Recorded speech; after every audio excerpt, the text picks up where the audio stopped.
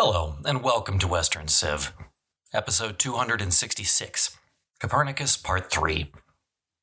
Just like last time, I'm going to pick it up where we left off.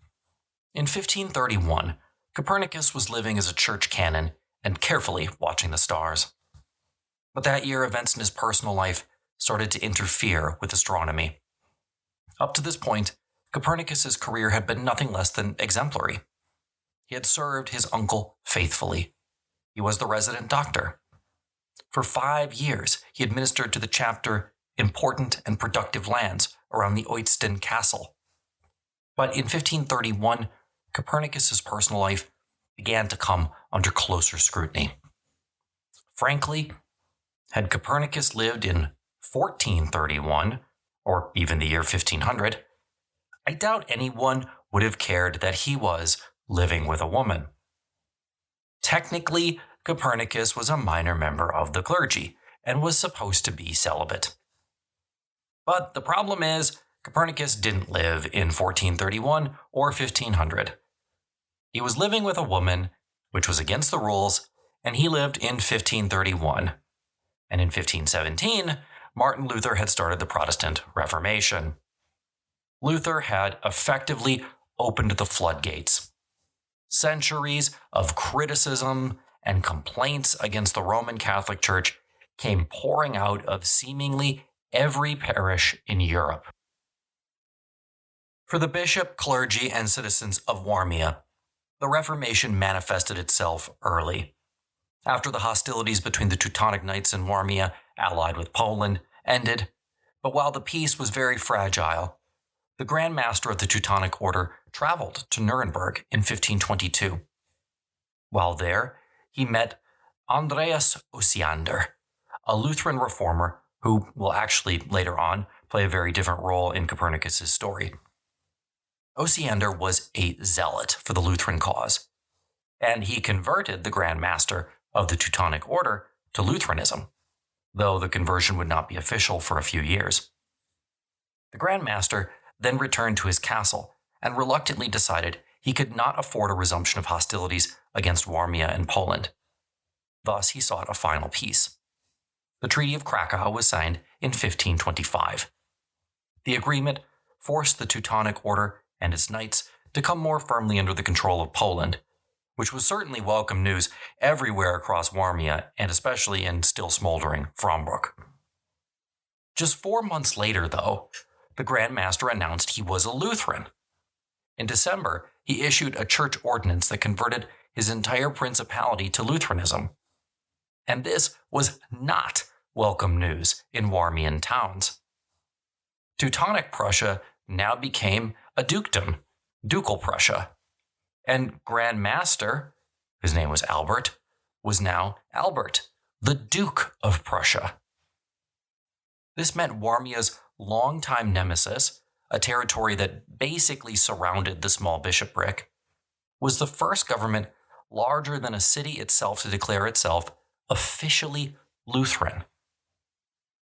Now, fortunately for the citizens of Warmia, Copernicus included, Ducal Prussia was so impoverished that it never seriously threatened the bishopric again.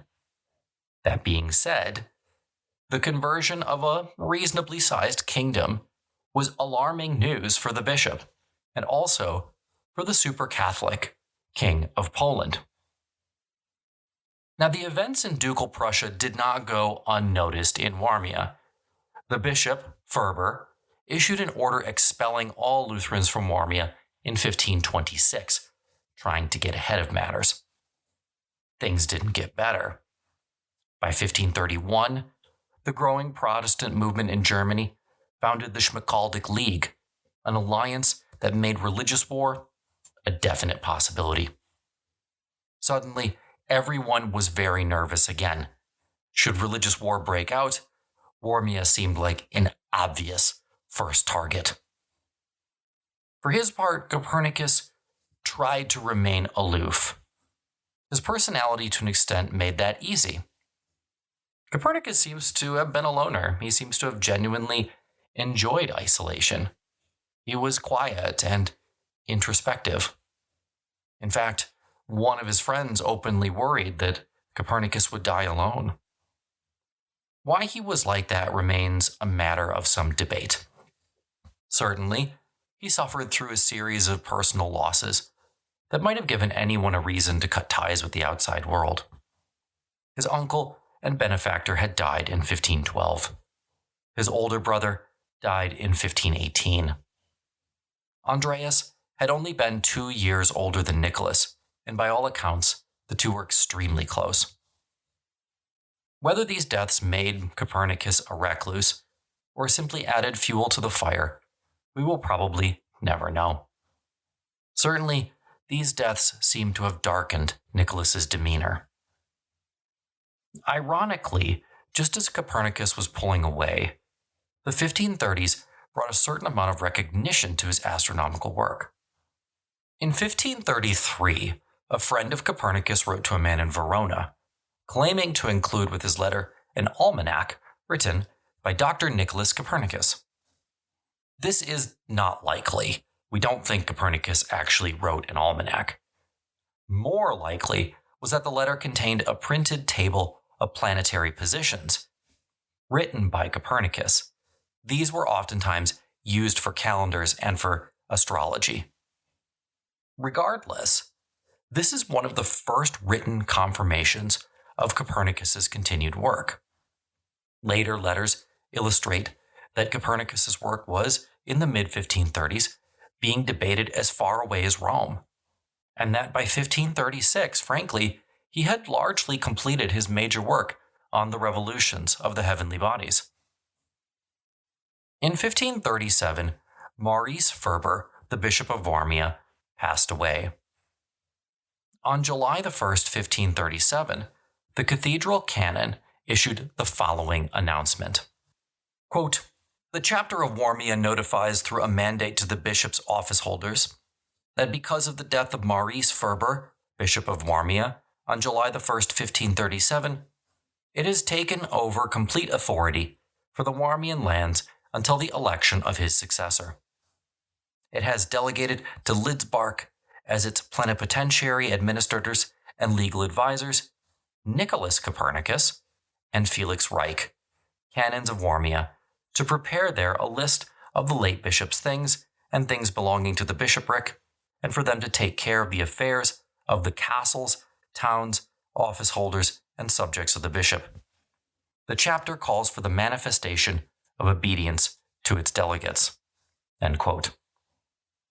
So Copernicus suddenly found himself a little bit busier with non-star-related activities, as he was, by and large, in charge of most of the accounting purposes after the death of the bishop.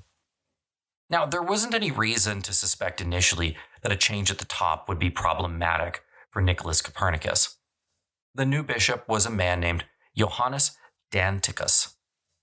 Rheticus was a staunch conservative who, as we will see, didn't want to give the local Protestants anything to criticize.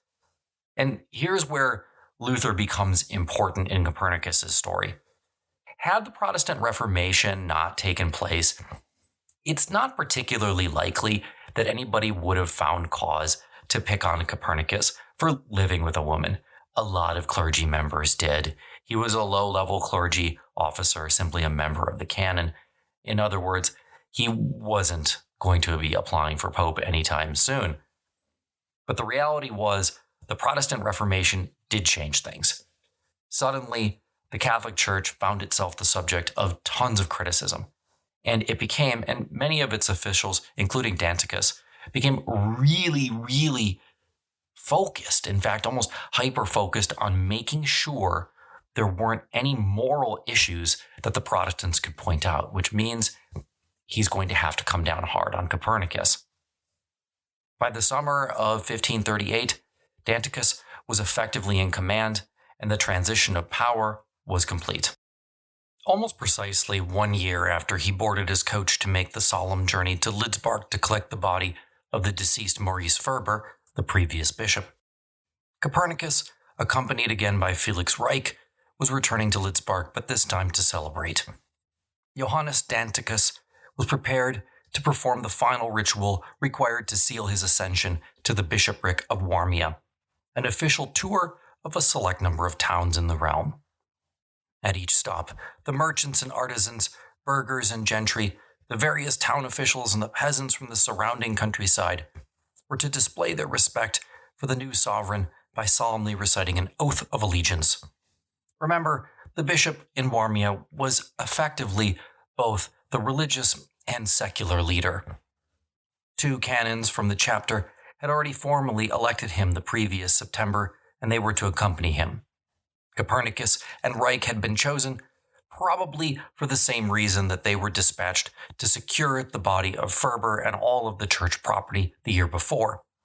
They were the 2 most senior canons in the chapter, and thus its most visible representatives. The 2 aging canons joined Danticus at the palace at Litzbarg toward the end of July 1538. The Oath Allegiance tour started there before effectively circling back. While his incredible promotion should have left Danticus elated, it did not. Far from it. Danticus was actually convinced the world was about to end. More realistically, he was convinced that the Roman Catholic Church was about to lose its grip on northern Poland. If Luther's followers dominated Warmia, then how could his isolated bishopric survive? This is the context within which we need to understand the Copernicus story from here. At some point in the prior year, so 1537-ish, Copernicus let his guard down and confirmed to a friend what everyone, frankly, already knew. He had a mistress. More than that, he had had a mistress since 1531. We do not know exactly when, but by 1538, this information reached Danticus. Danticus had turned over a new leaf after becoming bishop, and now intended to enforce clerical celibacy seriously. With the Lutherans vigorously accusing the Catholics of corruption, any flaunting of the rules could not be tolerated. Danticus told Copernicus he had to end the relationship immediately. The woman's name was Anna Schilling. Despite Danticus's clear order, Copernicus did not remove her from his house that August. So in November 1538, Danticus wrote again to Copernicus, reminding him of his duty. 6 weeks later, Copernicus wrote to Danticus that he had dealt with the issue. He had not. Copernicus, instead, had lied to his bishop. Danticus found this out, and then he tried to put pressure on the head of the chapter to confront Copernicus at a chapter meeting about the woman to his face. His goal seems to have been to embarrass Copernicus into compliance. But the chapter head was presently, dying, and he knew it. Moreover, he was good friends with Copernicus, so he deliberately avoided embarrassing his colleague. Oddly, with everything Danticus had on his plate, by the summer of 1539, Anna Schilling and her relationship with Copernicus had become a priority for him. At this point, Copernicus's headache was of his own doing. But by late 1539, things started to spiral out of control rather quickly. The bishopric was surrounded by Lutherans. Old-timers like Copernicus and Danticus must have been stunned by the swiftness with which the world they grew up in had changed. If Lutheranism swept over Warmia as it had every other area around them, the bishop and the canons would lose everything, certainly their posts and possessions and perhaps even their lives. From his correspondence, Danticus was clearly apprehensive about the threat to Catholicism all over Europe, but especially in his bishopric. He was also concerned about the risk of hostilities between the countries and kingdoms on either side of the religious line. So on March the 21st, 1539, Danticus renewed Ferber's order from 13 years earlier, and he outlawed all Protestants and their publications from Warmia. Then, in April 1540, the King of Poland declared Lutheranism illegal. Anyone found practicing it or expressing public sympathy for it was subject to prison and the confiscation of property. Now, we don't know Copernicus's attitude toward the Reformation. He never wrote about it, or if he did, it doesn't survive. Most historians agree Copernicus was probably sympathetic toward the positions reformers were pushing, but did not endorse breaking away from the established church. But his personal life was under attack, and with everyone seemingly obsessed with the Reformation, it must have seemed, as the calendar turned from 1539 to 1540, like there was no way Copernicus would ever publish on the revolutions of the heavenly bodies. Yet, hundreds of miles away, events would conspire to change the course of Western history.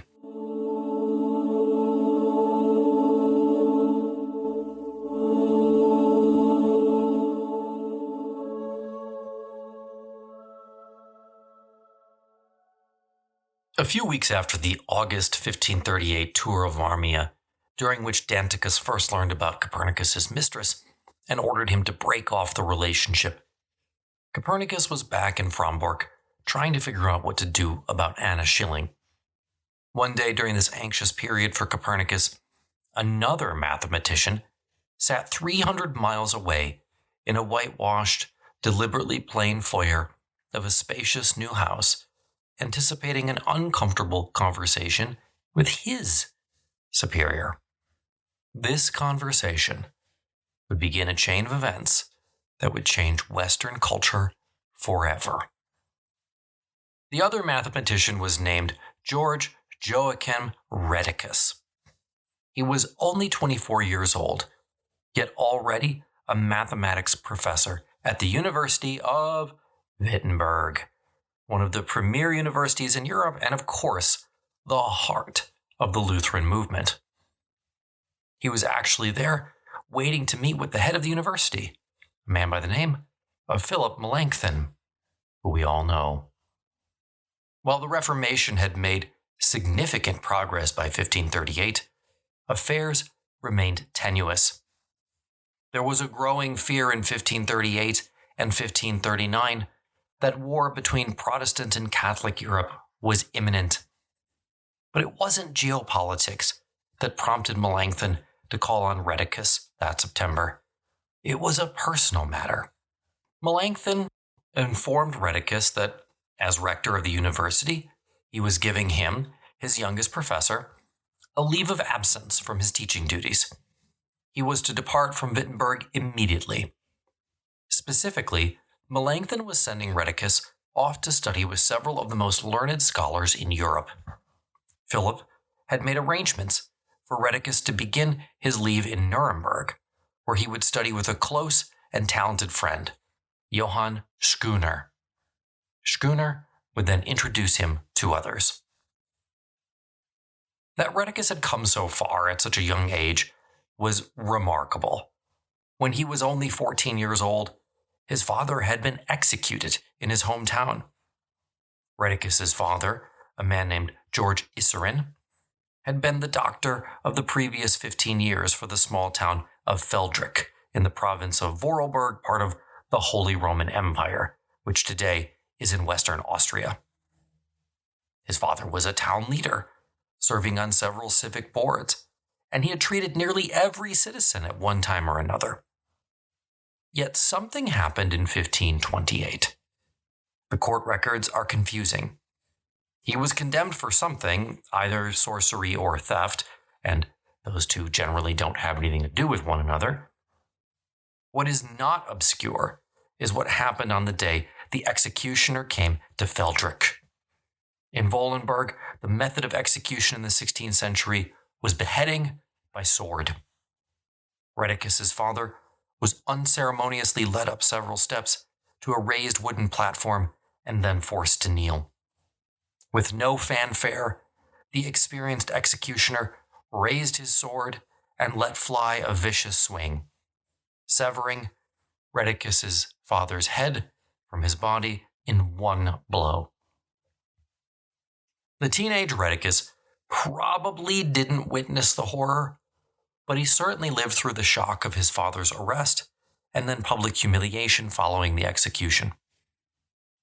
Following his father's death, the young Rheticus had to change his last name, an act required of the family members of executed prisoners.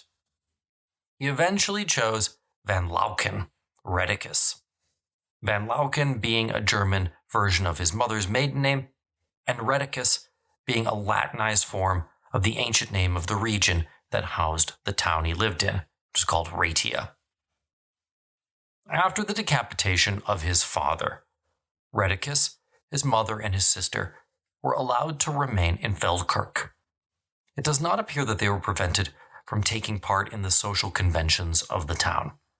They weren't ostracized, and they definitely had access to money. Rheticus himself was able to shake off the memories of that terrible day and return to his studies and thrive. He had always shown an aptitude for mathematics, even going back to the time when his father was his tutor. In 1539, Rheticus met another gentleman by the name of Achilles Gasser, and it was Gasser who taught Rheticus the art of astrology. From this point forward, astrology would dominate his intellectual purposes. For the next 3 years, 1533 to 1536, Rheticus was a student at the University of Wittenberg, the heart of the Reformation. He received his master's degree at the end of his time there, and certainly, over the course of 3 years, and with only 800 total students enrolled at the university, Melanchthon had grown familiar with Rheticus. So it was, by the time the students returned to classes in the fall of 1536, Rheticus, himself a student only a few months prior, was the new lecturer in arithmetic and geometry. Rheticus, from Melanchthon's perspective, was the perfect scientist. He was talented, he took basic science seriously, and he saw its main application as a way to better understand God's message through the heavens. Because this was a matter of the eternal soul, Melanchthon figured that if Rheticus's skills could be improved, then they should be. That was part of why Melanchthon was intent upon sending Rheticus to meet with Copernicus. The other part was, well, another scandal. In early June 1538, a collection of epigrams was published in Wittenberg. The author was Simon Lemnius, who was from a town near Feldkirch, where Rheticus was from. Lemnius was headstrong and cocky, and not overly impressed with the Reformation or its leaders. The epigrams were meant to be barely veiled attacks on the main personalities of Wittenberg, including Martin Luther and members of the faculty. The only ones who were not attacked were Melanchthon, who had befriended the various poets, and the other poets, including Rheticus. The printing of the volume was halted immediately by Martin Luther, and the dozens that had come off the press were ordered to be burned. Lemnius left town under the cloak of darkness, just as he was ordered to stand trial. It was suspected that Melanchthon assisted his escape. Lemnius found refuge in one of the various Catholic principalities. When Lemnius then continued his activities, Melanchthon got into trouble for having supported him in the first place. Melanchthon withstood the immediate storm and knew he could eventually gain Martin Luther's complete forgiveness. Luther could not stay upset with Melanchthon for long. But the same could not be said of Lemnius's other compatriots, including Rheticus. Melanchthon thought it was prudent for Rheticus to leave Wittenberg until the Lemnius scandal settled. Fortunately, a productive exile opportunity had presented itself. And so by mid-September 1538, Rheticus was in Nuremberg, about 200 miles southwest of Wittenberg. Most of their journey would have looked like it sprang from the pages of the Brothers Grimm. But then a few miles from Nuremberg, the dense wood gave way to rolling open fields. And to a large extent, especially when you got within a half a mile of the city, this was intentional. The town government didn't want any armies sneaking up on Nuremberg. At the time, Nuremberg, the prior home of Regiomontanus, retained its title as the most important Central European city for astronomy and astrology. Rheticus would have been keenly aware of this reality. There, Rheticus met Johann Schooner, the man who seemed to be, for all practical purposes, Regiomontanus's rightful heir. Schooner was born in 1477, making him 4 years younger than Copernicus. He was a Lutheran, and he knew Melanchthon. By trade, he was a teacher of mathematics. He was also much more knowledgeable of astronomy than Rheticus. He introduced Rheticus to a process that was to prove extraordinarily important: publishing. In the 1530s, Nuremberg was by far and away the most important center for German language publishing. In addition to publishing his own works, Schooner was a kind of talent scout for another publisher in Nuremberg named Johannes Petrus, the man who would be Copernicus's publisher. In the mid-1530s, Petrus was known as the leading publisher-printer in the city. By 1480, just 25 years or so after printing was invented, there were around 110 printers in Europe, mostly in Italy and Germany. Of these, Petrus was quite the phenomenon, frankly. Not only would he go on to publish on the revolutions of the heavenly bodies, but Petrus had already published works by Martin Luther, Erasmus, Heinrich Zwingli, Melanchthon, and Henry VIII of England. Quite the list of accomplishments. The last individual who was part of the same intellectual Rheticus increasingly found himself a part of is somebody I already talked about, Andreas Osiander. Born in 1498, Osiander played a key role in the success of Lutheranism in Nuremberg. He was a Luther advocate, having converted himself in 1522. In terms of Prussian Lutheranism, he was about as important as a man that you would find in any history book. The months that Rheticus spent in and around Nuremberg in late 1538 and early 1539 were extraordinary. Living in Regiomontanus' city, visiting his observatory, handling his manuscripts, and especially interacting with the men who were preserving his legacy, these stimulating days energized an already enthusiastic young man. Rheticus finished his study with tons of new mentors. Someone, probably Schooner, had a copy of, or at least had read, Copernicus' short essay on the heliocentric theory, penned all the way back before 1514. The scholars of Nuremberg had also read Copernicus' criticism of their late colleague, Johannes Werner. Copernicus was clearly a topic of heated discussion because at some point, Rheticus made the decision that he must go and meet him. Quote, "I have heard of the fame of Master Nicholas Copernicus in the northern lands, and although the University of Wittenberg had made me a public professor in those arts, nonetheless, I did not think that I should be content until I had learned something more than the instruction of that man. And I also say that I regret neither the financial expense, nor the long journey, nor the remaining hardships. Yet it seems to me that there came a great reward for these troubles, namely that I, a rather daring young man, compelled this venerable man to share his ideas sooner in this discipline with the whole world." End quote. On May the 14th, 1539, Rheticus wrote to Schooner in Nuremberg that he was on his way to meet with Copernicus in Frombork. When he arrived, Rheticus immediately presented the reclusive astronomer with 3 books, an important gift given the price of books at the time. The first bound book contained 2 works, a 1533 Greek edition of Euclid's Elements coupled with the Regiomontanus's On the Triangles of Every Kind. The Euclid volume had been published in Basel in 1533, and the Regiomontanus was actually published by Petrus, also in 1533. These 2 combined volumes represented the most important work on geometry, coupled with the most important work on trigonometry. The second bound book contained 3 works: Peter Appian's Instrumentum Primi Mobilis, which was published, again, by the same publisher, Petraeus, in 1534, and Gerber's De Astronoma Libra 9, published by, you guessed it, Petraeus, in 1533, and Whitlow's Perspectiva, also published by Petraeus in 1535. The third and final book was a major prize, Ptolemy's Almagest, specifically the Greek edition, published in 1538. Rheticus had inscribed all 3 volumes, indicating that they were gifts. Regiomontanus's On Triangles was important because the canon did not own a copy, and the Greek translation of Ptolemy would have been instantly useful for Copernicus.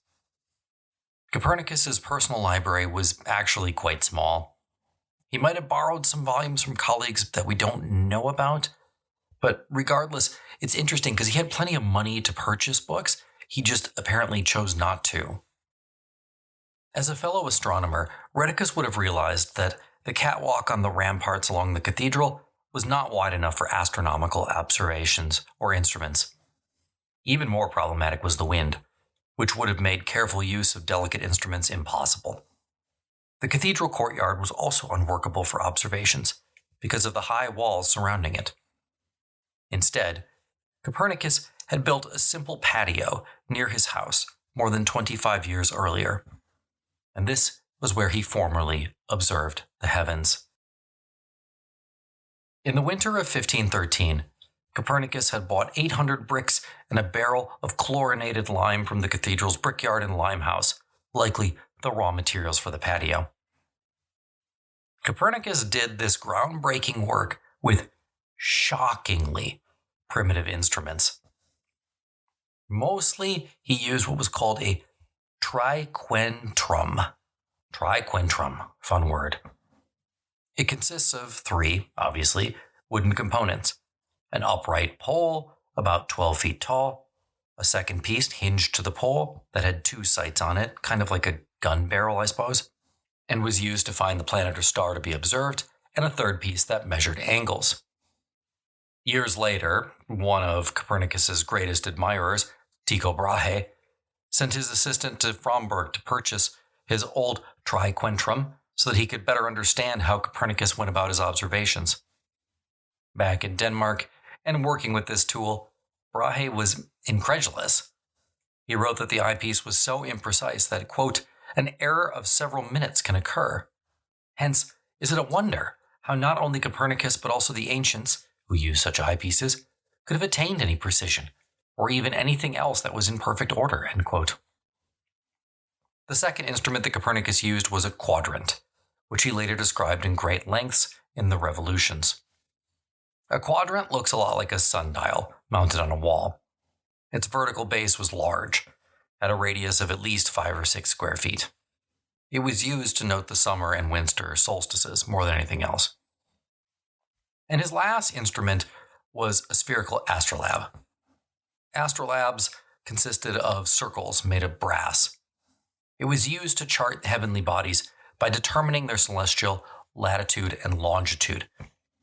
Again, compared to the devices that are going to be used by Tycho Brahe and Galileo, these are all, basically ancient instruments, to say it the way it is. Still, it's certain from everything that followed that Rheticus, at least, was impressed. He now knew that the legend surrounding this man was accurate. He would later write, quote, this man, Copernicus, whose work I am now treating in every field of knowledge and in the mastery of astronomy not inferior to Regiomontanus, frankly, I rather compare him with Ptolemy, end quote. Having met Copernicus, Rheticus now set himself to doing everything he could to get the astronomer to the finish line, to make sure he published his work. It would not be an easy task. As always, if you've enjoyed the show, check out the links in the show notes. And if you are listening to this on a device and have the option to rate or review the show, they are extremely helpful so that other people can find it and we can keep the burning passion of Western civilization alive. Until next time.